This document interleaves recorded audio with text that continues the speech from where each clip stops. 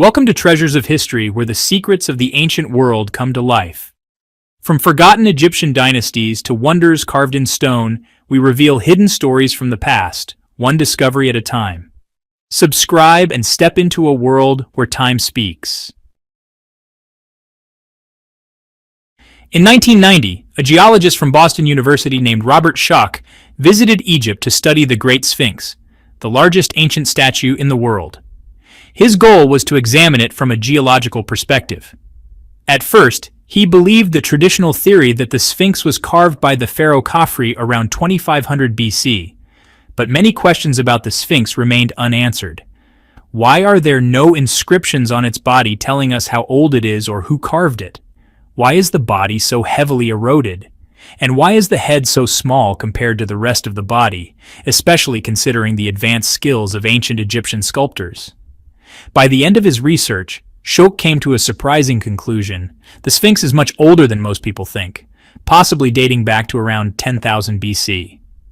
The Sphinx, with a lion's body and a human head, is the biggest ancient statue in the world. It was carved out of a single piece of rock, standing 73 meters long and 20 meters high, about as tall as a six-story building. The stone used is part of the Giza plateau, and huge blocks removed from around it were used to build the temples in front of it. Despite decades of research, the Sphinx remains a mystery. We still don't have solid proof about who carved it, when, or why. Let's go back to how the story began. In the 1980s, an independent researcher named John Anthony West was reading a book called The Sacred Science by French author R.A. Schwaller de Lubitsch. One line in particular caught his attention. The author claimed that the erosion on the Sphinx's body was caused by water, not wind, as Egyptologists typically believe. But where could all that water have come from, given Egypt's dry climate? The only possible explanation, the Sphinx existed during a time when Egypt experienced heavy rainfall, at least as far back as 7000 BC. The erosion patterns were clear to see, but there wasn't solid scientific proof yet. West wasn't a geologist, so he needed help to back up the claim. Eventually, he found Dr. Robert Schoch, a geologist who specialized in analyzing rock formations and erosion. West showed him a photo of the Sphinx, without telling him what it was, and asked, "Is this erosion from water or wind?" Water erosion. When West revealed that the photo was of the Sphinx, Schoch was intrigued and agreed to help investigate. They both traveled to Egypt and began examining the statue. They found obvious signs of erosion, wide grooves running along its back, sides, and chest.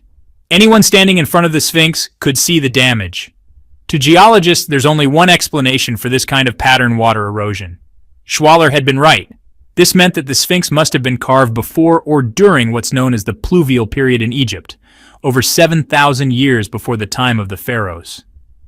It had likely been exposed to heavy rainfall and left soaking in mud and water for centuries, which wore away its stone body into the shape we see today. In fact, the back of the Sphinx is so weathered, it's nearly flat, unlike the curved backs usually seen in lion statues. That was the first major clue. The second clue came when Schoch studied the walls surrounding the Sphinx, looking for more evidence to support his theory. The statue is carved from the bedrock of the Giza plateau, making it appear like it's sitting in a pit. Archaeologists had always said the wall erosion was caused by wind, but to a geologist, there's a key difference. Limestone has hard and soft layers. Wind erosion wears away the softer layers and leaves the harder ones behind, creating horizontal lines. And you can see this pattern all over the Giza plateau. But rain erosion works differently. It creates rounded vertical grooves in the rock, which get deeper over time. When they looked at the walls around the Sphinx, they saw clear signs of rain erosion. That was the second big piece of evidence. Environmental clues that suggest the Sphinx existed long before Egypt's current desert climate. And the shock didn't stop there. The search for answers continued. Seismic studies were conducted around the Sphinx to better understand the structure of the rock beneath it. Think of it like how sonar is used in ships to measure the depth of the ocean floor for safe navigation. In this case, 4 sensors were placed around the body of the Sphinx. One team member would strike a metal plate to create sound waves. These waves traveled through the ground and bounced back to the surface where their speed was measured. By analyzing the speed of these returning sound waves, researchers were able to figure out the shape and density of the rock under the Sphinx. If the rock was solid, the sound would travel faster. But if the rock was worn down or deteriorated, the waves would move more slowly. After analyzing the data, they found that the eroded layer beneath the Sphinx was quite deep, up to 3 meters in some areas. There was a worn upper layer of rock sitting on top of a more solid lower layer. This kind of erosion couldn't have been caused by just 10 or 20 years of rain. It would take hundreds, even thousands of years of heavy rainfall to wear it down that much. This was a major new clue. It showed that not only the Sphinx's body and the walls around it were eroded, but even the rock underneath had been worn down. And that only happens in a rainy climate, not a desert. In front of the Sphinx, there are 2 temples, the Sphinx Temple and the Valley Temple. The stones used to build them were the same ones carved out from around the Sphinx during its creation. These large stone blocks were used as the foundations of the temples. And just like the Sphinx itself, those stones show the same kind of water erosion. Along the path between the 3 pyramids, you can also see large exposed stones showing similar signs of wear, just a sample of thousands like them. So far, we've covered 4 major pieces of evidence presented by Dr. Robert Schoch: erosion on the Sphinx's body, the erosion pattern on the surrounding walls, seismic studies showing deep erosion underneath, and water damage on the temple stones. There are other clues, but these are the 4 main ones. From a geological point of view, all this suggests the Sphinx was exposed to heavy rainfall over a long time. If its true age is between 7,000 and 11,000 BC, which we can't pinpoint exactly, that would put it long before the so-called dynastic era of ancient Egypt, which began around 3000 BC. That means the later dynasties likely found the Sphinx and reused it. Dr. Schoch's theory was scientific and based on geological studies. If someone wants to challenge it, just claiming it's an attack on Egyptian history isn't helpful. As long as the debate is geological, it should stay within that scientific framework. Otherwise, it's just a waste of time. Egyptologist Dr. Farouk El-Baz, a professor of remote sensing at Boston University and a colleague of Schoch, insists the Sphinx was carved around 2500 BC, just like we were all taught in school. However, the water erosion remains a mystery that can only be explained by actual rainfall. Dr. El-Baz suggested that the erosion may have been caused by groundwater rising during Nile floods. He theorized that if floodwaters raised the water table, the area around the Sphinx could have stayed submerged for years, causing erosion from below. It was a decent idea, but it didn't hold up. Dr. Schoch quickly responded, pointing out that if you look at the Sphinx's enclosure wall, you'll see vertical erosion patterns that run from top to bottom. Exactly what you'd expect from rainfall hitting from above, not rising water from below. If groundwater had caused it, the erosion would look different. His second point, some of the temple blocks in front of the Sphinx are massive, 4 to 5 meters tall. There's no way floodwaters could have reached that high. So how did those stones get eroded? The only reasonable explanation is rain, and that point was settled. So if the Sphinx is really older than 7000 BC, then who carved it? According to mainstream history, the Sphinx was carved by Pharaoh Khafra, the builder of the second pyramid. But why him specifically? There are 2 main reasons Egyptologists support this theory. A statue of Khafra was found in the Valley Temple in front of the Sphinx in 1860. In the 1930s, American archaeologist George Reisner argued that since Khafra's statue was found there, he must have built the temple, and therefore must have also carved the Sphinx. This explanation became widely accepted and is now the official story. Egyptologists also claim the face of the Sphinx resembles that of Khafra. Based on these 2 points, the statue and the facial resemblance, most scholars concluded that the Sphinx represents Khafra. And if you read most books about the Sphinx, you'll find this conclusion repeated as fact. Let's take a closer look at these claims. Let's examine how solid the 2 main claims really are. That Khafra carved the Sphinx, and that the Sphinx's face looks like his. First off, just because a statue of Khafra was found in the temple in front of the Sphinx doesn't automatically mean he carved the Sphinx. For example, at Karnak Temple, you can find 2 chapels right next to each other, one built by one king, the other by a different king. So finding a statue of Khafra in the Valley Temple doesn't prove he made the Sphinx. The second point is the claim that the face of the Sphinx resembles Khafra. I wasn't convinced, and wanted to test that theory scientifically. I brought in a forensic expert named Frank Domingo, a facial identification specialist from the New York Police Department. Domingo traveled to Egypt, got the proper permissions, and carefully studied the facial features of both the Great Sphinx and Khafra's statue in the Egyptian Museum. After thorough analysis, Domingo found clear differences between the two faces. The Sphinx has wider eyes and a broader mouth, while Khafra's mouth is narrower. When comparing their facial structures, the differences became even more obvious. For example, the angle from the chin to the eye in Khafra's statue is more than double that of the Sphinx, because Khafra has a more pronounced jawline. Keep in mind, the ancient Egyptians were master sculptors.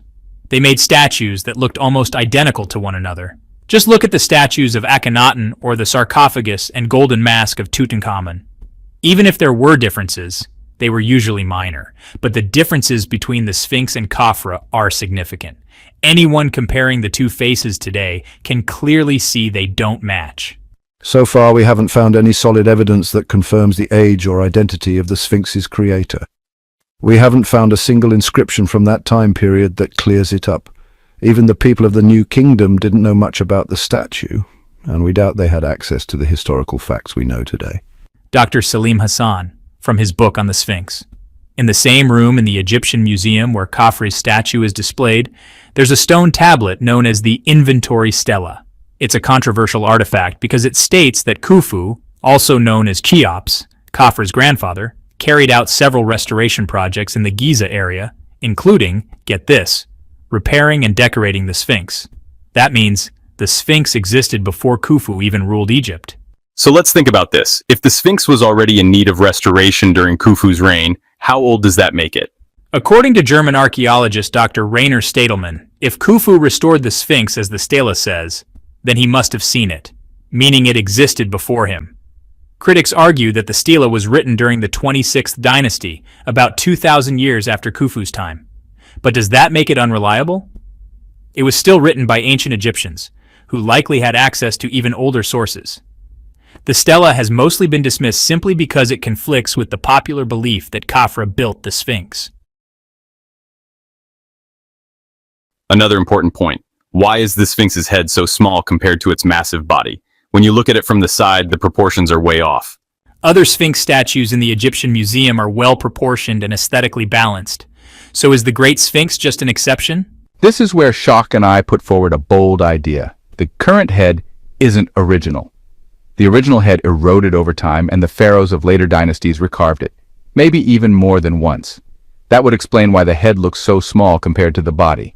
They suggest the original head might have been the same size as the body, something on the scale of other massive ancient carvings. Look closely, and you'll see the head is in much better condition than the heavily weathered body. Logically, the head should actually be more worn than the lower parts of the body, since it's more exposed to wind and rain. But in reality, the head is much better preserved. This supports the idea that it was reshaped to resemble a specific person, though we don't know who that person was. There's even debate about whether the original head was that of a lion or a human, but one thing is clear: the current head is not the original. Like many ancient monuments in Egypt, the Sphinx still holds secrets we haven't fully uncovered. Restoration and the mystery of its origins. The Sphinx has gone through several rounds of restoration throughout history. First during the New Kingdom period, then under the Ptolemies, and later during the Roman era. In the past 100 years, modern restoration efforts have also been made, and repairs are still ongoing today. You can even see patches of newer stone on the statue that mark where repairs were done. Could the Sphinx be much older than we think? There's strong evidence suggesting that the Sphinx was actually restored during the 4th dynasty, which could mean the statue itself is way older. Dr. Salim Hassan pointed out that the Roman historian Pliny believed the Great Sphinx predated the so-called dynastic period and dated back to the time of the followers of Horus. Egyptologist Gaston Maspero also recorded that the Sphinx served as a northern guardian since the days of the followers of Horus. Some scholars and historians support the theory that the Sphinx predates the dynasties altogether. This raises an intriguing question. Is there only one Sphinx, or could there have been more? According to ancient legend, a young Egyptian prince once went hunting and decided to rest in the shade of the Sphinx's head. While he slept, the Sphinx appeared to him in a dream and promised he would become king if he cleared away the sand that had buried it. That prince eventually became Pharaoh Thutmose IV. As the story goes, he removed the sand and built a protective wall around the Sphinx to keep it from being buried again. This entire tale is carved on a granite slab between the Sphinx's paws, known today as the Dream Stele. But here's where it gets interesting.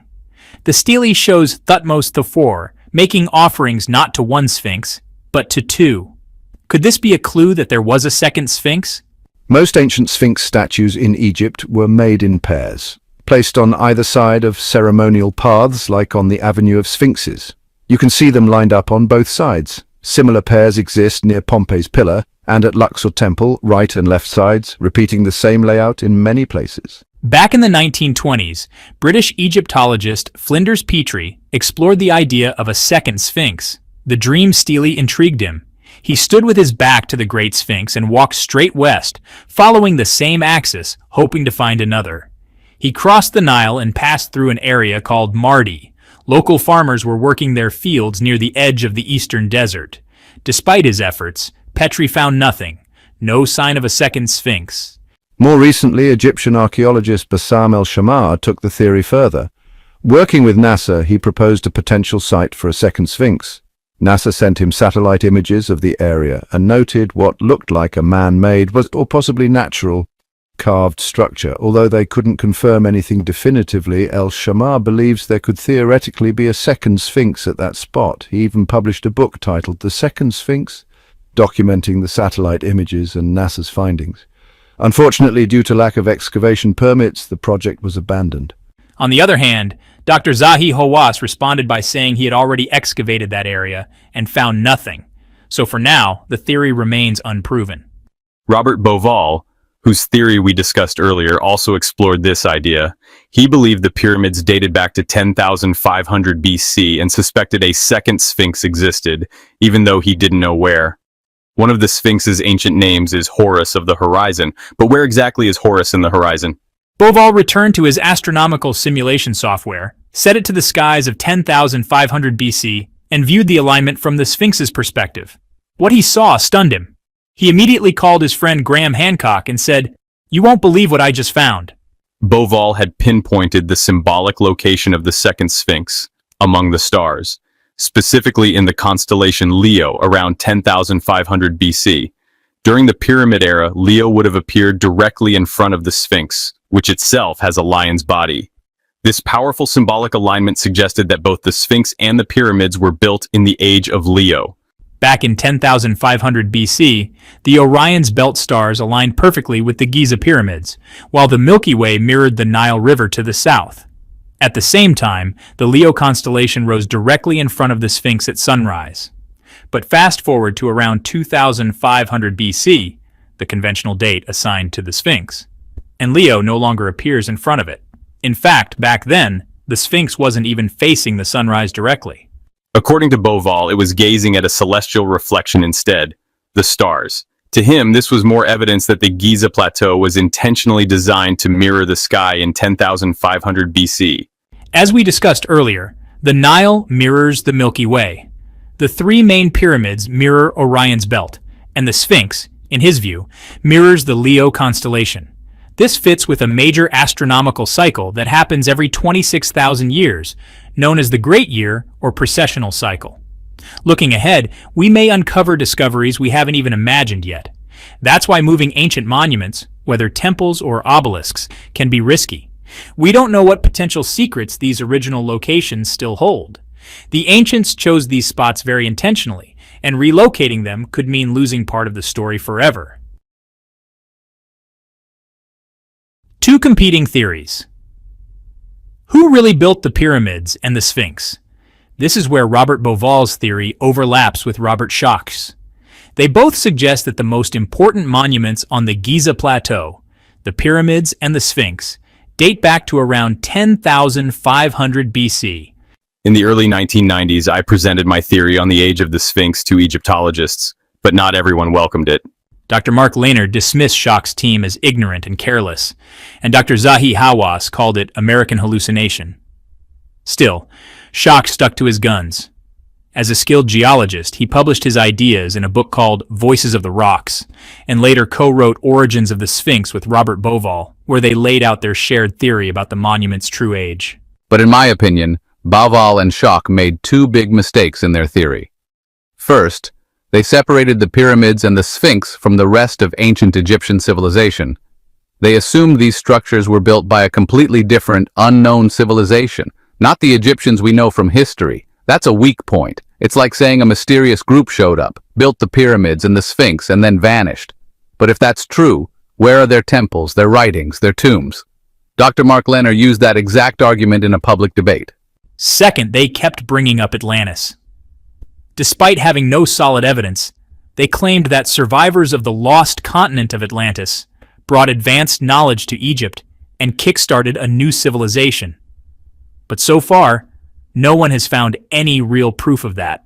The main controversy centers on their claim that this region was home to a civilization over 10,000 years before Christ.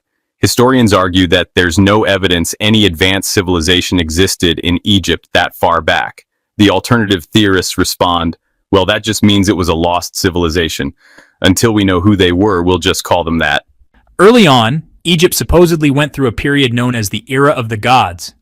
The god Horus, son of Isis and Osiris, was said to be the last of these divine rulers. He handed power to a group of powerful human kings and continued to protect them.